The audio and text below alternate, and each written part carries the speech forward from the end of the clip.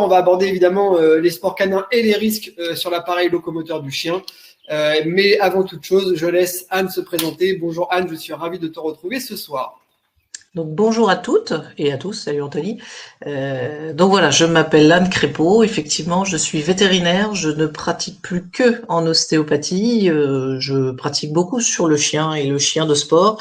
Donc voilà, aujourd'hui je vais essayer de vous parler un petit peu des pathologies de nos chiens de sport. On va commencer par ce qu'on appelle la biomécanique, vous expliquer un petit peu comment fonctionne mécaniquement un chien, comment est-ce qu'il est prévu qu'il puisse fonctionner en toute facilité de par son anatomie.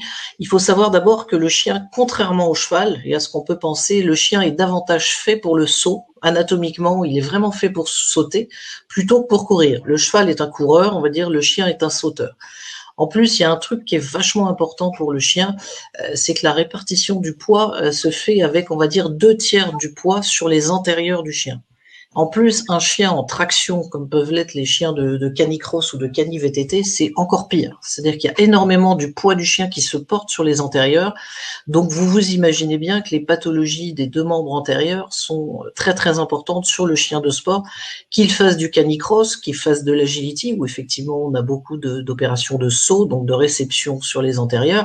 Mais quand on fait du canicross, le chien, il saute aussi, il galope, donc il sollicite énormément toute la partie avant de son corps. Après, on a des petits trucs rigolos sur la place entre la dernière côte et le bassin. Alors ça, c'est plus pour la petite histoire, qui est vraiment liée au régime alimentaire. Vous savez qu'entre un cheval qui mange de l'herbe, qui a donc besoin d'une énorme, on va dire, zone de digestion et de stockage de l'herbe pour pouvoir mieux la digérer, et un chien qui est un carnivore, qui donc mange de la viande qui est excessivement rapidement digérée, la place du ventre, en quelque sorte, est beaucoup plus petite pour le chien que pour le cheval. Ça va vraiment impacter sa locomotion, et ça va impacter justement la propulsion et le fait que le chien soit plus facilité à sauter que le cheval. Un petit rappel, c'est le trot. Alors là, c'est important pour vous. Je pense que dans le canicross, les chiens ont vraiment énormément de phases de trot. C'est une allure, vous savez tous, qui est à 2 temps, avec un moment en extension, donc un moment de suspension dans l'air, mais c'est surtout une allure qui provoque une torsion de la colonne vertébrale très très importante. Vous pouvez regarder votre chien quand il trotte, il ondule un petit peu comme un serpent, donc il faut vraiment que le chien ait une colonne vertébrale parfaitement en bon état pour pouvoir trotter de façon déliée et de façon qui ne l'impacte pas, qui ne le fasse pas souffrir. On en reparlera un petit peu plus tard sur les pathologies de la colonne vertébrale qui sont, on va dire, assez souvent méconnues des vétérinaires classiques. C'est les grands dadas des ostéopathes, les vertèbres coincées, entre guillemets. Mais voilà, il faut savoir qu'un chien qui veut trotter longtemps et qui veut trotter de façon tranquille et non confortable pour lui doit avoir une colonne vertébrale en bon état et complètement déliée. Bon, alors l'action d'un muscle, il faut un point fixe, il faut un point mobile pour que justement le muscle puisse agir correctement. Et vous savez bien que, en fonction des chiens, l'épaisseur et la densité des muscles n'est pas la même. Quand vous prenez un bulldog et que vous prenez un lévrier, la longueur du muscle n'est pas la même, mais elles n'ont pas la même puissance. Donc c'est lié à l'épaisseur, c'est lié aussi à la capacité du muscle du chien de faire varier sa longueur de façon très très importante. Il y a tout un système de fonctionnement musculaire. Voilà. On a aussi une conformation des aplombs qui peut jouer sur l'action musculaire. Alors il y a un truc qui est très important sur nos chiens, je viens de vous dire que donc le chien avait tout son poids sur les épaules, c'est l'angulation de l'épaule. Et on va dire il y a une double angulation entre la position de ce qu'on appelle la scapula, qui est l'omoplate chez l'homme, vous voyez ce petit os là, qui est là, qui est donc l'omoplate chez nous et la scapula chez le chien, qui est attaché sur la colonne vertébrale par des muscles et qui donc présente un angle avec la verticale plus ou moins important en fonction des races de chiens. Et il y a aussi, on va dire, l'angle entre l'humérus, donc la vraie épaule, entre l'humérus et la scapula. Donc en fonction de ces deux angles-là, votre chien, il aura une amplitude de foulée complètement différente et donc une rapidité et une allure déliée qui sera complètement différente en fonction de cette angulation. Après, il y a un truc qui est aussi important, que nous, les ostéopathes, on aime bien, c'est qu'en fait, votre tronc, il est suspendu entre vos deux épaules.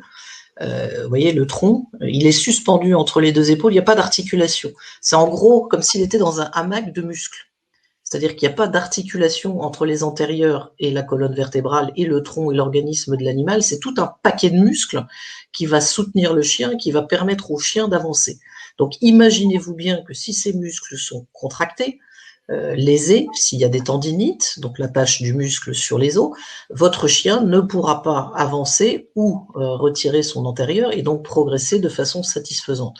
Donc la préparation du chien, la musculation et la musculature et l'échauffement du chien sont des choses fondamentales pour avoir un chien qui puisse avoir une allure, on va dire, qui corresponde à son physique et qui soit confortable pour lui. Donc je vous ai mis 2 photos, je ne sais pas si vous voyez bien, de petits chiots, on va dire ils ont à peu près 2 mois, pour vous montrer l'étendue de ce qu'on appelle le cartilage de croissance, le cartilage de conjugaison. Vous voyez, votre membre antérieur de chien, ça c'est de l'os, ça c'est de l'os, et entre les deux, c'est du cartilage. C'est-à-dire c'est ce qui permet à votre os de grandir, mais c'est ce qui permet aussi au niveau de l'articulation, le glissement, l'amorti et le fonctionnement correct d'une articulation.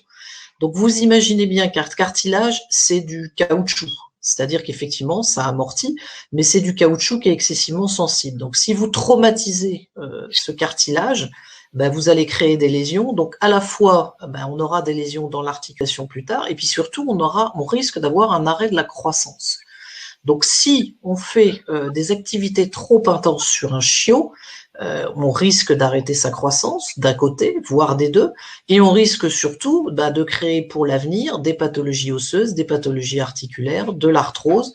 Donc c'est excessivement important de prendre du temps pour que votre chiot soit construit avant de démarrer une activité physique importante. Ça ne veut pas dire ne rien faire, ça veut dire on propose au chiot une activité qui soit physiquement faisable, mais par contre qui sollicite autre chose. Donc il faut privilégier le jeu, la connexion, travailler sur la connexion entre le maître et le chien, travailler le rappel, travailler la relation, travailler la sociabilisation. Aujourd'hui, on voit ce que j'appelle des chiots Covid. Les pauvres petits chiens qui ont souffert du confinement puisque les clubs étaient fermés, donc qui n'ont rien vu d'autre que papa, maman, le maître, les enfants de la maison, ils sont pas sortis, ils ont rien vu, et qui sont dans un état d'associabilisation mais dramatique. C'est-à-dire quand ils voient d'autres chiens, ils savent pas causer chien. Oui. C'était intéressant parce que je suis allé en Italie il y a 3 semaines et sur le stage, j'avais une vingtaine de chiens. Et il y avait que des chiens, imaginez-vous, qui avaient entre 18 mois et 2 ans. Donc que des chiens Covid, et tu as fortement raison. Et j'avais des chiens adultes, mais chiots dans leur tête et dans leur comportement. Eh bien, je peux vous assurer que l'interaction entre tous ces chiens a donné lieu parfois à de la réactivité, à de la crainte, à de la peur, etc.